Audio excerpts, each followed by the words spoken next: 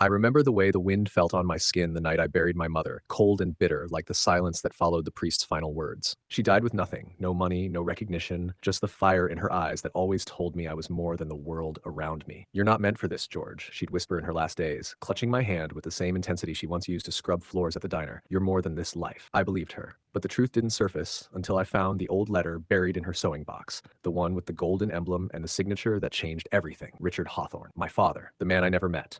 The billionaire tycoon who built a legacy on oil, steel, and silence. I confronted his empire with my mother's ashes in one hand and that cursed letter in the other, naive enough to think blood meant something to people who had never bled. The gates of the Hawthorne mansion stood tall and cold, guarded by men in black who stared at me like I was a stray animal. I told them who I was, what I came for, and for a moment they hesitated. I saw it in their eyes. Recognition, maybe even guilt, but they still radioed it in like I was some delivery boy. An hour later, the man himself appeared, Richard Hawthorne. Taller than I imagined, colder too. Gray hair slicked back, sharp jaw, eyes like winter. He looked at me like he was staring at a ghost, like I was some mistake come back to haunt him. "You look like her," he muttered, before inviting me in without warmth, without embrace. Inside the mansion, I met the rest of the family, the Hawthorns. His wife stared at me like I tracked dirt into her marble floor. Ethan, their beloved son, leaned against the banister in a designer suit, his smirk dripping with entitlement. And then there was Willow, Ethan's fiancée, blonde, sharp-featured, with eyes that narrowed the moment she saw me. "So this is the bastard," she scoffed under her breath, loud enough for me to hear. I bit my tongue.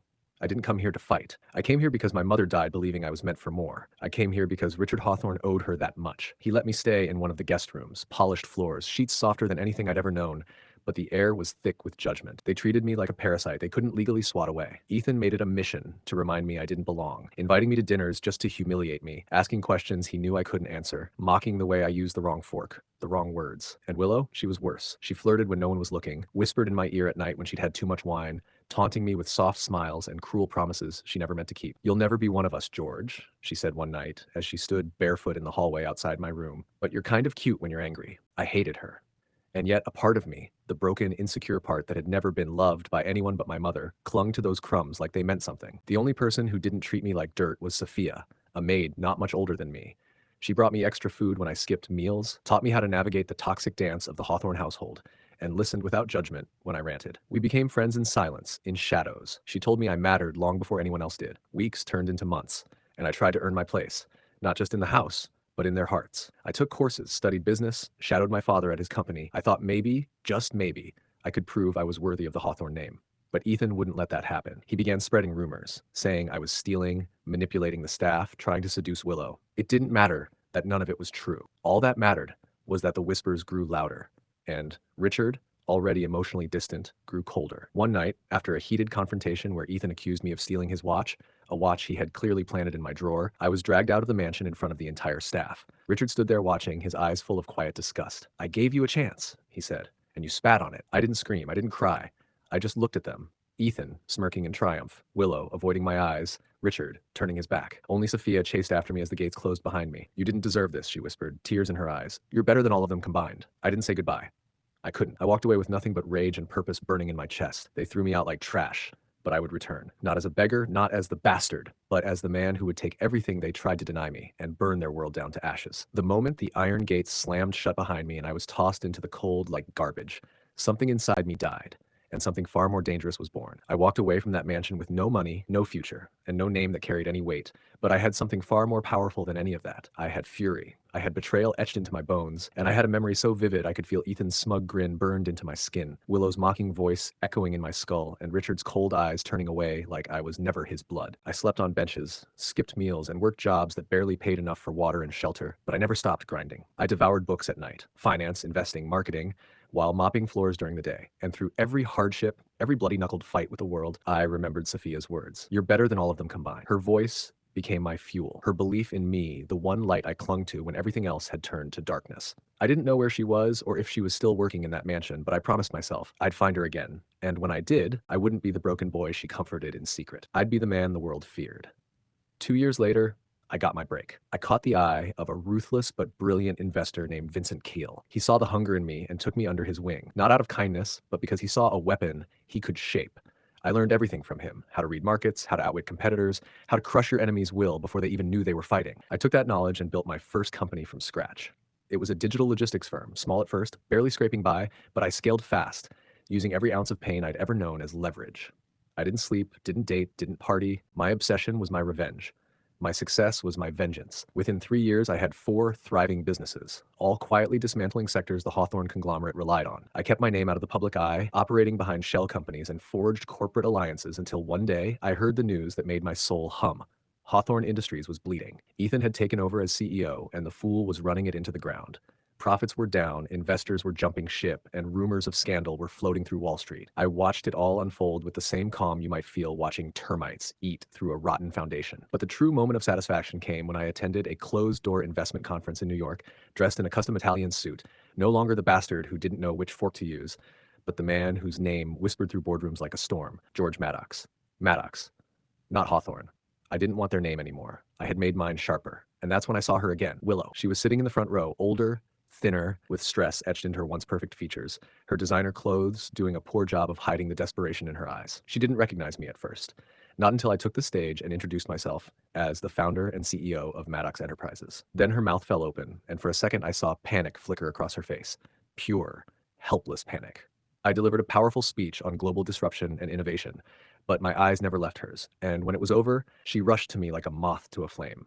"George," she whispered, voice trembling, "is it really you?" I looked her up and down like she was a stranger and replied, "Have we met?" Her face fell. That moment was delicious. But I wasn't done. She followed me outside, pleading, desperate to reconnect, to explain. "I didn't know what Ethan was doing. I thought you really stole from him. I didn't mean for them to throw you out like that." Lies. Weak, trembling lies. I looked her dead in the eye and said, "Save your breath, Willow. You were never confused. You were just a coward." She reached for my arm, but I pulled away, disgusted by the same touch that once taunted me in hushed hallways. "I was young," she said, voice cracking. "We all make mistakes, don't we?" "Mistakes?" I growled. "You played with my heart like it was a game. You turned everyone against me. And now that the tides have changed, you think you can crawl back into my life? You don't get to rewrite history, Willow." I left her standing in the cold, and I didn't look back. That night, I called Sophia. Yes, I finally found her. After years of searching, I tracked her down through an old contact from the mansion. She had left shortly after I was thrown out, couldn't stomach working for people who did what they did to me. She was living in a modest apartment, working as a school teacher by day and writing novels by night. She picked up the phone with disbelief in her voice, and when she heard it was me, she burst into tears. We met for coffee the next morning. I'll never forget the way her eyes widened when she saw me, how her hands trembled as she touched my face, whispering, "George, you did it. You really did it." I took her hand and said, "No. We did it. You were the only one who believed in me." I never forgot that. Our bond deepened fast. She became my anchor in a world of sharks, the one person I could trust in a sea of liars and manipulators. We started building something beautiful together, not just love, but a life. I brought her into my business, made her my partner in every sense. And then I planned my final move. Maddox Enterprises announced a hostile takeover of one of Hawthorne Industries' most critical divisions, energy tech. It was a calculated strike, one that would cripple Ethan's already crumbling empire. The press went wild. Ethan panicked. And for the first time in years, Richard Hawthorne himself came crawling into the media, trying to save face, trying to present himself as a strong patriarch steering his family through a minor setback. I laughed, loudly, publicly. "Minor setback?" I told the press. "I'm just getting started." A week later, I was invited, no, begged, to attend a shareholders meeting at the Hawthorne estate, the same estate I was dragged out of years ago. The symbolism wasn't lost on me. I accepted. But this time, I walked through those gates in a Rolls Royce, wearing a tailored midnight suit, Sophia on my arm like the queen she was, cameras flashing as the staff whispered my name like a ghost had come back from the grave.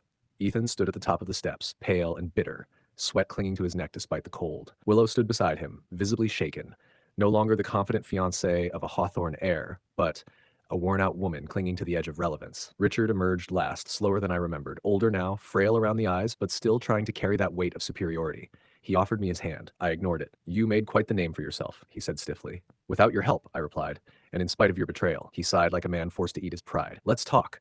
"The company is crumbling," I cut in, "because you put your faith in a fool." Ethan flinched and Richard bristled back, but I wasn't finished. "I'm not here to make amends. I'm here to end this dynasty. And when I'm done, the name Hawthorne will be a cautionary tale, not a legacy." Sophia stood beside me, calm, radiant, as if she were born to be on that balcony. And in that moment, I knew. I wasn't just taking revenge, I was taking everything. The respect, the power, the future. Because I was no longer the forgotten heir. I was the man they'd never forget. The Hawthorne estate had never looked so pathetic, so stripped of the illusion of grandeur it once tried to bury me under. And as I walked back through those gilded halls, no longer a bastard begging for scraps, but a lion with blood on his claws, I could feel the weight of karma echo through the marble. The board meeting was tense, half the room filled with trembling yes-men and the other half made up of vultures who knew Hawthorne Industries was rotting and smelled blood in the water. I didn't come to talk numbers. I came to give a eulogy. I stood at the head of the table where Ethan used to arrogantly sit and dropped a thick folder onto the polished wood. "Inside this," I said, voice low but cutting, "are the details of every deal Ethan botched, every investor he lied to, every dollar he funneled into side projects that benefited only him and his pathetic friends." Gasps rippled through the room. Ethan tried to laugh it off at first. "He's bluffing," he sneered. But then I dropped the bombshell. It also included our emails, audio files, and legal documentation proving fraud, manipulation of stock value, and evidence of insider trading committed by Ethan Hawthorne and sanctioned by Richard Hawthorne. Silence. Cold. Suffocating. I watched them squirm, each board member glancing around, calculating how quickly they could distance themselves. Richard's face was pale, like the foundation of his empire had cracked beneath his feet. Ethan lunged across the table, screaming, spitting nonsense about forged evidence, but security dragged him out before he could touch me. Willow stood in the corner, quiet and shaking, her mask finally broken. I turned to the board and offered them one deal.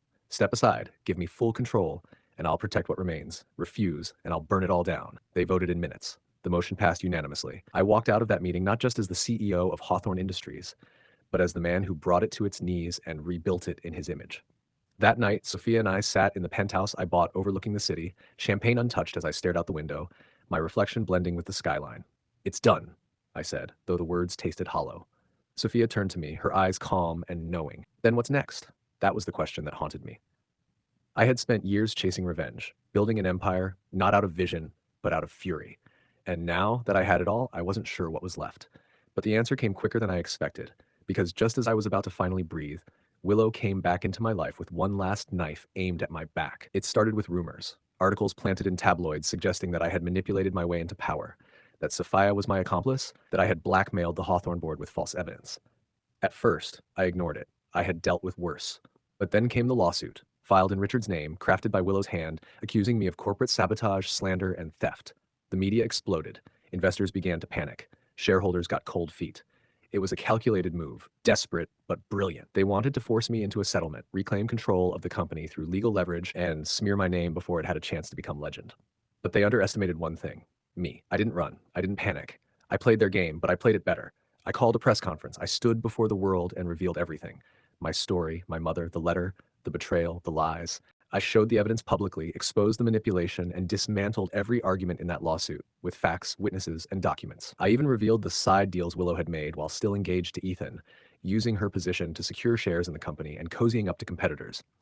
She thought I'd protect her because we shared history. She forgot I wasn't that broken boy anymore. I was a man with nothing left to lose.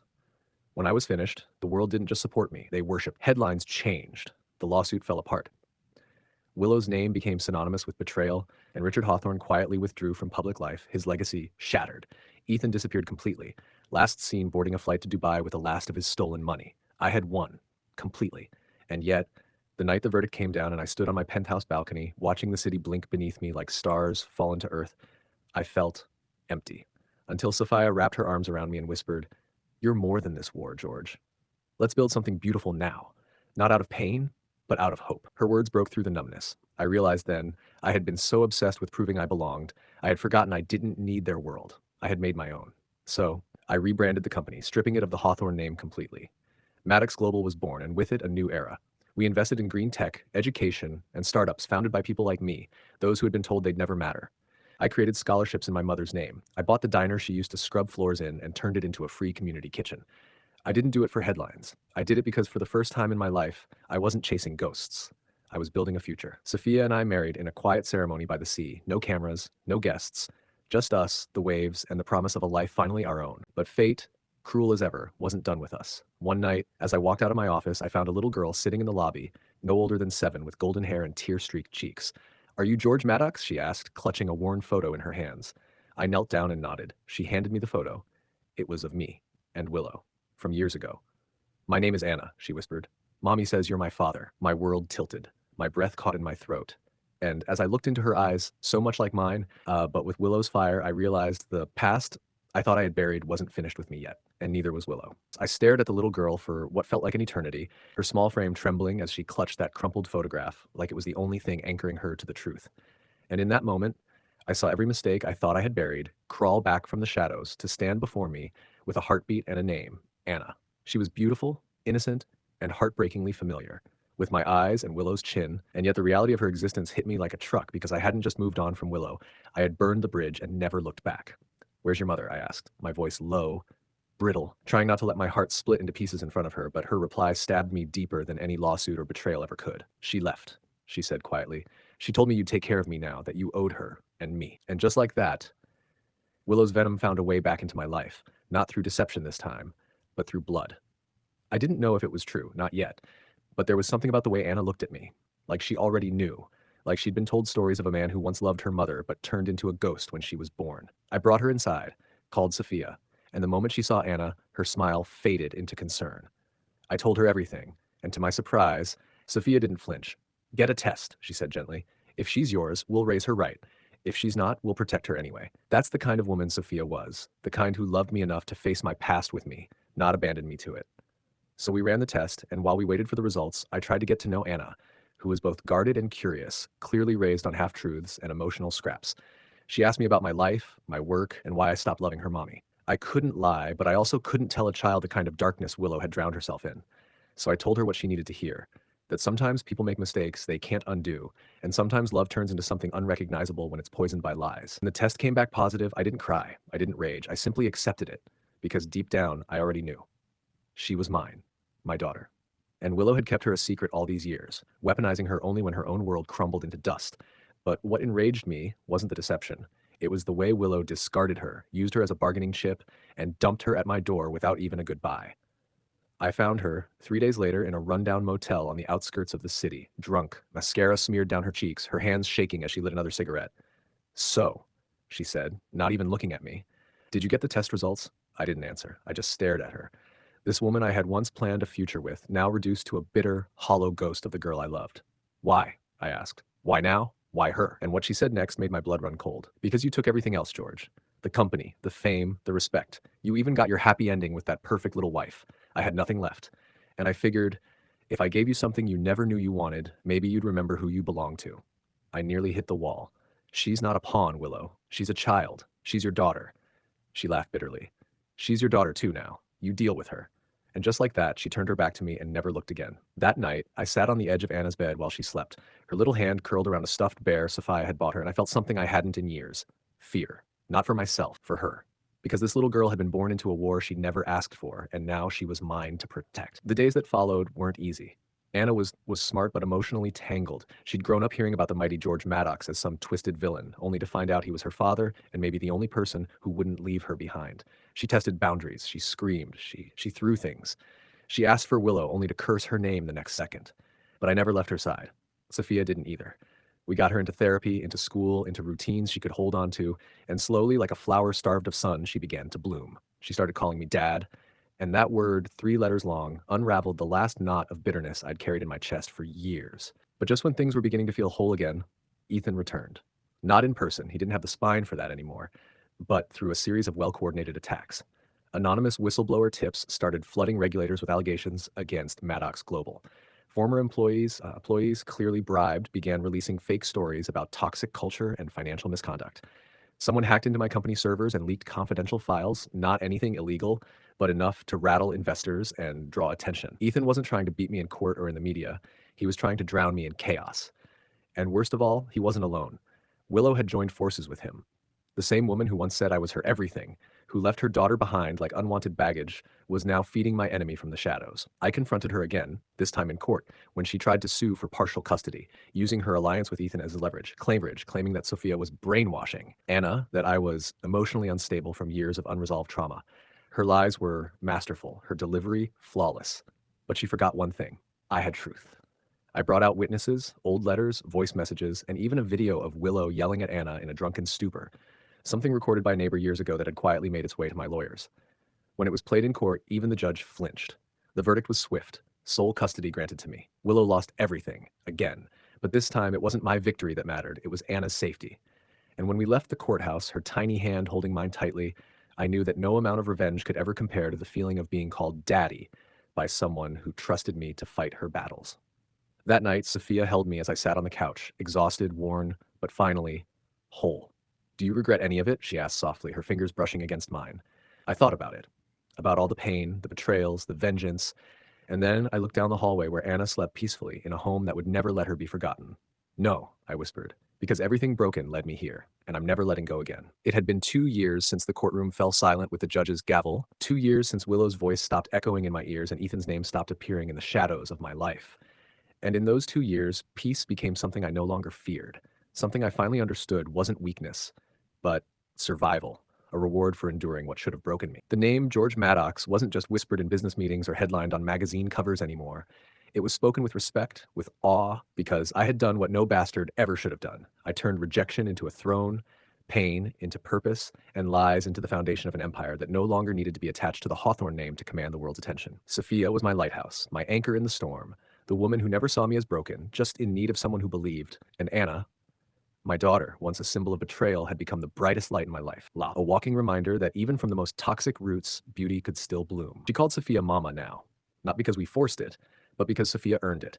And the day Anna said it for the first time, Sophia cried in the hallway for 20 minutes while pretending she just had dust in her eyes. But happiness didn't mean silence. It meant choosing your battles, and though Willow had faded from the headlines, she hadn't vanished from my world entirely. I still got letters, rants, manipulations, twisted apologies, all from rehab or whatever new retreat she was pretending to heal in, all of which I ignored. But one morning, I opened a handwritten envelope not because I cared, but because it was the only one that had been addressed to Anna. Inside was a short, shaky note. Tell her I'm sorry. Tell her I never wanted to be the monster. Tell her I loved her. I just didn't know how to love myself. Mom. I stared at the words for a long time, and then I tore the letter into pieces because Anna didn't need another chapter of sorrow. She needed closure, not more confusion. But fate, as always, had other plans because 2 weeks later I received a call from Willow's sister, someone I hadn't heard from in nearly a decade, telling me Willow was gone. Overdose. Alone. No funeral arrangements. No one to claim her body. And the first thing I felt was nothing. No sadness, no anger, no peace. Just silence. Like a door had quietly closed and I didn't even care enough to look back. I didn't tell Anna at first. She was thriving, getting awards in school, painting portraits of our family with that gap in her front teeth she hated, but Sophia and I loved. But kids know. They always know. One night, she came into my office and sat across from me with that fierce little stare she inherited from both sides of her bloodline. Did Mommy die? She asked. No tears, just steady curiosity wrapped in pain. I nodded slowly. Yes, and she didn't cry. She simply whispered, I thought so, and walked over to me, climbing into my lap like she used to when she was smaller. It's okay, she said. I already picked my real mom. That night, we lit a single candle, not for Willow's sake, but for closure, to let Anna say goodbye to the storm that brought her into this world. And as the flame flickered and died, so did the last remnants of the woman who once thought she could control me. With Willow gone and Ethan long vanished into some obscure exile, my world became quiet. Strangely, beautifully quiet. Maddox Global expanded into new territories, education systems in underprivileged countries, medical initiatives funded under my mother's name, mentorship programs for foster children and struggling teens. I didn't want to just be rich. I wanted to be remembered for giving kids like me a reason to believe they mattered. Sophia stood by me at every gala, every event, every speech I never thought I'd be brave enough to give. And then one quiet Sunday morning, she gave me something I hadn't even dared to hope for. She placed my hand on her stomach and whispered, We're going to be parents again. I laughed and cried all at once, hugging her so tightly she had to remind me not to crush the baby. And when Anna found out, she squealed with excitement, immediately drawing up big sister rules and planning a schedule where she'd teach the baby everything from how to walk to how to fire a nanny if they were boring. We were becoming a real family, not built from perfection, but from fire, from scars, from second chances no one thought we deserved. And as months passed, our home filled with laughter, paint-stained clothes, burnt dinners we laughed about, and lullabies hummed in the dark. One evening, years after it all began, I stood in front of a crowd of thousands, investors, press, philanthropists, families, and gave the keynote speech at a conference about generational healing and power. I spoke not as a CEO, not as a polished face of industry, but as a man who had clawed his way out of oblivion. Legacy, I said, isn't what you're born into. It's what you refuse to let destroy you. I was born unwanted, raised in silence, forgotten by a family that gave everything to a lie. But I refused to be erased. I refused to be broken. And now I build for those who were told they didn't matter. I build because I know what it means to have nothing. And I promise you, nothing will never define you again. The crowd erupted in applause, but I didn't smile for them. I smiled because I saw Sophia and Anna in the front row, clapping, beaming, whole. That night, as we drove home, Anna fell asleep in the back seat, her arms wrapped around a small teddy bear, one she once cried into during her first nights with us. And I realized something. The war was over. The ghosts were gone. The pain, though unforgettable, had become part of the architecture of my strength. Not a curse, but a foundation. I parked the car, lifted Anna into my arms, and felt the tiny kick of our unborn child against my hand as Sophia rested her head on my shoulder. You did it, she whispered. And I finally believed it. I had. from abandoned son to forgotten heir, to father to husband to legend. Not because I was perfect, but because I never stopped choosing to rise. Every damn time.